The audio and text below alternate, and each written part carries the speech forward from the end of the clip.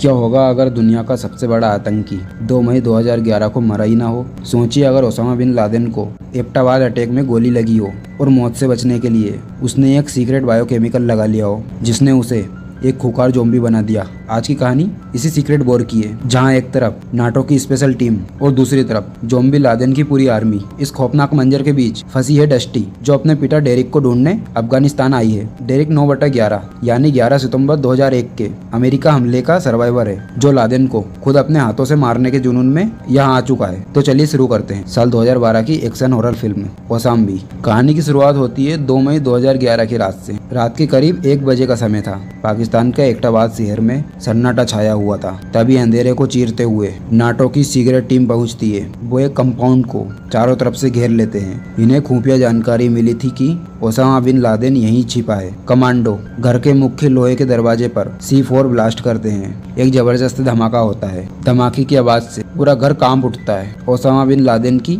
नींद खुल जाती है। वो तुरंत समझ जाता है कि उसकी उल्टी गिनती शुरू हो चुकी है। वो भागकर अपने कमरे के एक गुप्त लॉकर तक पहुंचता है। लॉकर के अंदर लाल रंग की सीरीज रखी थी। ये एक बहुत खतरनाक बायोकेमिकल था। ओसामा बिना सोचे समझे वो सीक्रेट इंजेक्शन अपने हाथ में लगा लेता है, लेकिन तभी स्पेशल कमांडो कमरे का दरवाजा तोड़कर अंदर दाखिल होते हैं। बिना कोई मौका दिए वे ओसामा के सीने में दनादन गोलियां उतार देते हैं। ओसामा तड़पकर फर्श पर गिर पड़ता है और बेजान हो जाता है। कमांडो को लगता है कि मिशन पूरा हो चुका है। वो ओसामा की डेड बॉडी को एक सफेद चादर में लपेटते हैं। उसे सीहॉक हेलीकॉप्टर में रखा जाता है और टीम समुद्र की सतह अमेरिकी एयरक्राफ्ट की तरफ निकल पड़ती है। लेकिन जब हेलीकॉप्टर अरब सागर के ऊपर उड़ रहा होता है, तभी एक दिल दहला देने वाली घटना घटती है। ओसामा की आंखें अचानक लाल होकर खुल जाती है। उस बायोकेमिकल ने उसके दिमाग को फिर से एक्टिव कर दिया था, लेकिन वो इंसान नहीं बल्कि एक खूंखार ज़ॉम्बी बन चुका था। ज़ॉम्बी लादेन अचानक अपनी जगह से उठता है। वो क्रू मेंबर की गर्दन पर हमला कर देता है। हेलीकॉप्टर के अंदर चीख पुकार मच जाती है। बचने के लिए सोल्जर गोलियां चलाते हैं, लेकिन गोलियां हेलीकॉप्टर के कंट्रोल पैनल पर जा लगती है। हेलीकॉप्टर अनियंत्रित होकर समुद्र में जा गिरता है। पानी में जबरदस्त धमाका होता है। हेलीकॉप्टर में मौजूद सभी सोल्जर मारे जाते हैं। लेकिन कुछ देर बाद समुद्र की काली गहराइयों से ज़ॉम्बी ओसामा के हाथ तैरते हुए बाहर निकलते हैं। सीन बदलता है और हम अरब सागर के एक खूबसूरत बीच को देखते हैं। यहाँ एक युवा जोड़ा अपनी छुट्टियां मना रहा था। लड़की हंसते हुए ठंडे पानी में तैरने के लिए उतरती है। वो पानी में मजे कर रही होती है कि अचानक समुद्र की लहरों के नीचे से कोई खूंखार हाथ उसका पैर पकड़ लेता है। लड़की घबराकर चीखती है और पानी के अंदर खींच ली जाती है। उसका बॉयफ्रेंड किनारे से चिल्लाता है, क्या हुआ, तुम कहाँ हो? पानी एकदम शांत हो जाता है और कुछ ही सेकंड बाद पानी में से लड़की नहीं बल्कि ज़ॉम्बी लादेन बाहर निकलता है। उसकी आंखें सुलग रही थी और चेहरे पर खून लगा था। वो सीधे उस लड़के पर छलांग लगाता है और उसका शिकार कर लेता है। अब कहानी का रुख बदलता है अफगानिस्तान के तपते हुए रेगिस्तान की ओर। यहाँ नाटो के 8 जाबाज सोल्जर का दस्ता गश्त लगा रहा था। रेगिस्तान की धूल और भीषण गर्मी में वे आगे बढ़ रहे थे। तभी दूर से डाक नाम का सोल्जर घबराकर भागता हुआ आता है। उसके चेहरे पर साफ डर दिखाई दे रहा था। कैप्टन आगे बढ़कर पूछता है, डॉक क्या बात है, तुम इस तरह क्यों भाग रहे हो? डॉक हाँफते हुए बोलता है, सर कुछ अजीब चीजें मेरा पीछा कर रही है। वे इंसान नहीं। कैप्टन तुरंत रियान को दूरबीन निकालकर देखने को कहता है। रियान जैसे ही दूरबीन अपनी आंखों पर लगाता है, उसके पसीने छूट जाते हैं। रेगिस्तान के टीलों के पीछे से 20 से भी ज्यादा ज़ॉम्बीज तेजी से घसीटते हुए उनकी तरफ बढ़ रहे थे। कैप्टन चिल्लाता है, पोजीशन लो, सभी सोल्जर ओपन फायर। सभी सोल्जर अपनी अपनी राइफल से अंधाधुंध फायरिंग शुरू कर देते हैं। गोलियां ज़ॉम्बीज के सीने में लगती है, लेकिन वे रुकते नहीं। इसी टीम में टीना नाम की एक बहुत खूंखार लेडी सोल्जर थी। वो समझ जाती है कि सीने में गोली मारने से ज़ॉम्बी नहीं मरते। टीना अपनी बंदूक पीछे टांगती है और अपनी लंबी धारदार तलवार निकाल लेती है। टीना निडर होकर ज़ॉम्बीज के बीच कूद पड़ती है। वो एक के बाद एक कई ज़ॉम्बीज की गर्दन धड़ से अलग कर देती है। उसका ये एक्शन देखकर पूरी टीम हैरान रह जाती है। लेकिन लड़ाई के बीच एक भयानक मोड़ आता है। गेट नाम के सोल्जर पर एक ज़ॉम्बी पीछे से हमला करता है और उसकी गर्दन पर काट लेता है। गेट दर्द से चिल्लाता है। उसे पता था कि काटने के बाद वो भी ज़ॉम्बी बन जाएगा। गेट अपनी टीम को बचाने के लिए अपने पास रखा हैंड ग्रेनेड निकालता है। वो उसकी पिन खींचता है और ज़ॉम्बी को कसकर पकड़ लेता है। एक जबरदस्त धमाका होता है है, गेट खुद की कुर्बानी देकर उस जोम्बी के टुकड़े टुकड़े कर देता है। तभी मलबे के नीचे से एक और जोम्बी अचानक उठ खड़ा होता है। वो हर्ष नाम के एक सोल्जर के हाथ पर काट लेता है। हर्ष तुरंत उस जोम्बी के सिर में गोली मार देता है, लेकिन हर्ष घबराकर अपनी टीम की तरफ देखता है और पूछता है, मेरे पास जोम्बी बनने में कितना टाइम बचा है। डॉग अपनी घड़ी देखता है और भारी आवाज में कहता है, वायरस को दिमाग तक पहुंचने में सिर्फ 5 मिनट लगेंगे। हर्ष की आंखों में आंसू आ जाते हैं। मैं अपने दोस्तों का शिकार करने वाला जोम्बी नहीं बनना चाहता, प्लीज मुझे गोली मार दो। किसी साथी की हिम्मत नहीं होती। तभी टीना आगे बढ़ती है। वो आंख बंद करती है और भारी मन से अपने ही दोस्त हर्ष के सिर में गोली मार देती है। रात गहरी हो चुकी थी। अफगानिस्तान का रेगिस्तान बहुत ठंडा हो चुका था। एक छोटी सी झाड़ी के पीछे आग जल रही थी। यहाँ डस्टी मिलर नाम की एक यंग अमेरिकन लड़की अपने अफगानी गाइड आसिफ के साथ बैठी थी। डस्टी इस खतरनाक इलाके में अपने पिता डेरिक को ढूंढने आई थी। तभी अंधेरे में से कई जोम्बिस घुर्राते हुए उन पर हमला कर देते हैं। गाइड आसिफ भागने की कोशिश करता है, लेकिन जोम्बिस उसे दबोच लेते हैं और मार डालते हैं। डस्टी अपनी छोटी सी पिस्टल निकालती है और फायरिंग करने लगती है, लेकिन जल्दी ही उसकी गन की गोलियां खत्म हो जाती है। जोम्बिस उसे चारों तरफ से घेर लेते हैं। डस्टी अपने आंखें बंद कर लेती है और सोचती है कि उसकी मौत तय है। तभी हवा में गोलियों की गूंज सुनाई देती है। नाटो टीम के सोल्जर रेयान, चिप और टीना वहां पहुंच जाते हैं। वे सभी जोम्बिस को मार गिराते हैं और डस्टी की जान बचा लेते हैं। टीम का कैप्टन डस्टी पर गुस्सा होकर पूछता है, तुम जैसी अकेली लड़की इस भयानक इलाके में क्या कर रही हो? अगर थोड़ा सा भी रास्ता भटक जाती तो सीधे बॉर्डर पार कर जाती। डस्टी रोते हुए अपनी कहानी बताती है, मेरा नाम डस्टी मिलर है। मैं यहाँ अपने पिता डेरिक मिलर को ढूंढने आई हूँ। मेरे पिता न्यूयॉर्क में एक बहादुर फायर फाइटर थे। जब अमेरिकी सरकार ने ऐलान किया ओसामा बिन लादेन मारा गया तो मेरे पिता को विश्वास नहीं हुआ। उन्हें यकीन था कि ओसामा जिंदा है और वो उसे अपने हाथों से मारने के जुनून में यहाँ चले आए। मैं उन्हें सुरक्षित वापस घर ले जाने आई हूँ। ये सुनकर टीम का यंग सोल्जर चिप डस्टी की तरफ आकर्षित होता है। चिप डस्टी को जोम्बिस का असली सच बताता है। चिप बताता है, डस्टी तुम जिस रास्ते पर जा रही हो वो सिर्फ इंसानों का नहीं, अमेरिकी सरकार ने दुश्मनों को गुफाओं से बाहर निकालने के लिए गोडस में एक नाम का एक सीक्रेट बायोलॉजिकल वेपन बनाया था। इसे पानी के सोर्स में मिलाना था ताकि दुश्मन कमजोर पड़ जाएं। लेकिन स्थानीय आतंकियों ने इस केमिकल को चुरा लिया। उन्होंने इसमें दूसरे जहरीले केमिकल मिलाकर इसे एक वायरस बना दिया। वो वायरस इंसानों को मारता नहीं बल्कि उसे जिंदा लाश यानी जोम्बी बना देता है। अब वे बेकसूर लोगों को जोम्बी बनाकर एक बहुत बड़ी जोम्बी आर्मी तैयार कर रहे हैं। ये सच सुनकर डस्टी के होश उड़ जाते हैं। चिप डस्टी से वादा करता है कि वो उसके पिता को ढूंढने में उसकी मदद करेगा। अगली सुबह रेगिस्तान के दूसरे कोने पर हम डस्टी के पिता डेरिक को देखते हैं। डेरिक हाथ में अपनी गन लिए अकेले ही आगे बढ़ रहा था। उसके चेहरे पर थकान थी, लेकिन आंखों में बदला लेने की आग साफ दिख रही थी।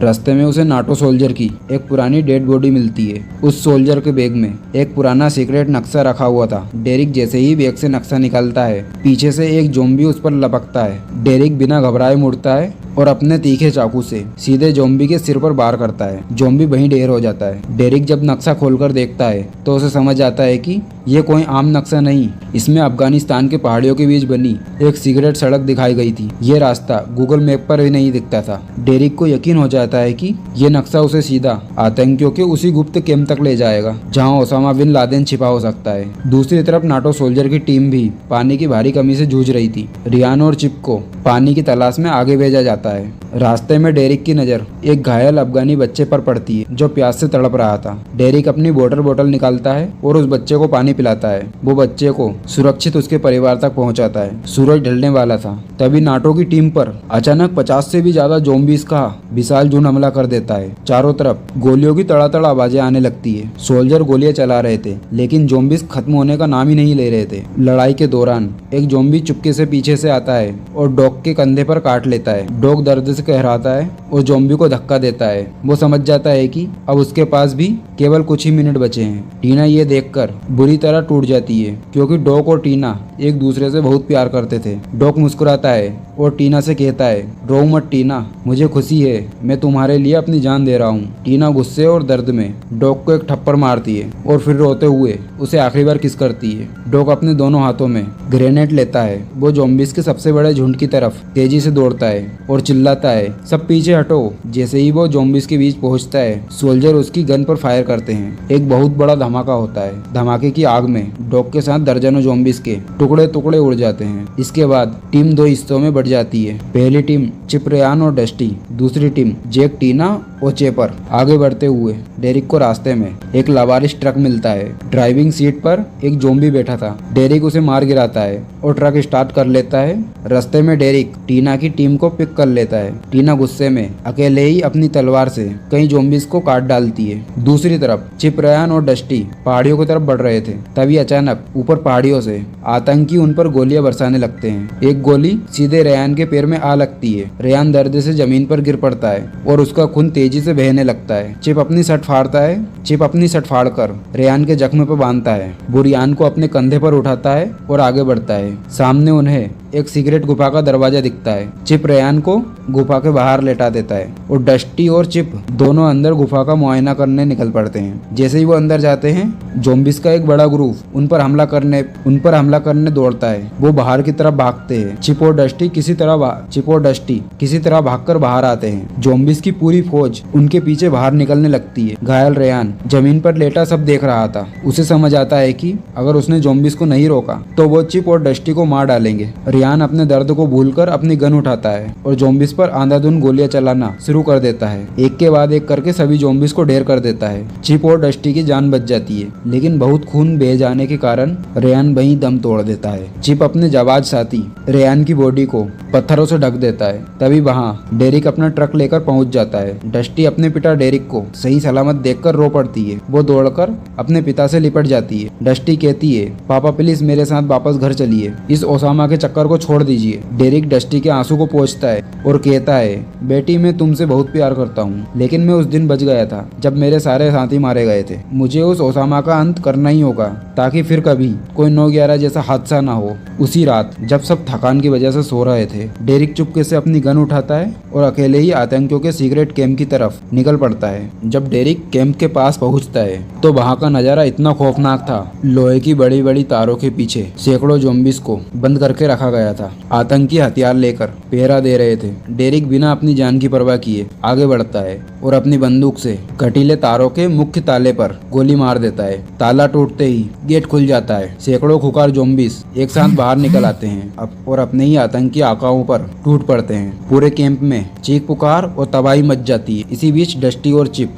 डेरिक को ढूंढते हुए गुफा के अंदर पहुंच जाते हैं। चिप तुरंत अपने वॉकी टॉकी पर हेडक्वार्टर को सिग्नल भेजता है, लोकेशन मिल गई है, तुरंत हेड स्ट्राइक करो। डस्टी और चिप गुफा के सबसे सीक्रेट कमरे में पहुंचते हैं। यहाँ का दृश्य देखकर वह ठिठक जाते हैं। वो हैरान हो जाते हैं। सामने लोहे की जंजीरों से जकड़ा हुआ ज़ॉम्बी ओसामा बिन लादेन खड़ा था। वो भयानक आवाजें निकाल रहा था और जंजीरें तोड़ने की कोशिश कर रहा था। कुछ आतंकी कैमरे से उसका वीडियो शूट कर रहे थे। तभी गुफा में भगदड़ मच जाती है और बाकी ज़ॉम्बीज अंदर घुस जाते हैं। चिप का वॉकी टॉकी बजता है। हेडक्वार्टर से मैसेज आता है कि मिसाइलें दागी जा चुकी है। चिप चिल्लाता है, हेयर स्ट्राइक होने वाला है, तुरंत बाहर भागो। चिप डस्टी का हाथ पकड़कर बाहर की तरफ भागता है, लेकिन डेरिक बाहर जाने से इनकार कर देता है। वो कमरे के अंदर ही रुक जाता है। कमरे में ज़ॉम्बी लादेन अपनी जंजीरें तोड़ देता है। वो सीधे डेरिक की तरफ झपटता है, लेकिन डेरिक के चेहरे पर कोई डर नहीं था। डेरिक अपनी गन सामने करता है और कहता है, ये मेरे 9/11 के साथियों का बदला है। Derrick zombie Osama bin Laden के सिर में एक के बाद एक कई गोलियां उतार देता है। ओसामा का खेल हमेशा के लिए खत्म हो जाता है। ठीक उसी पल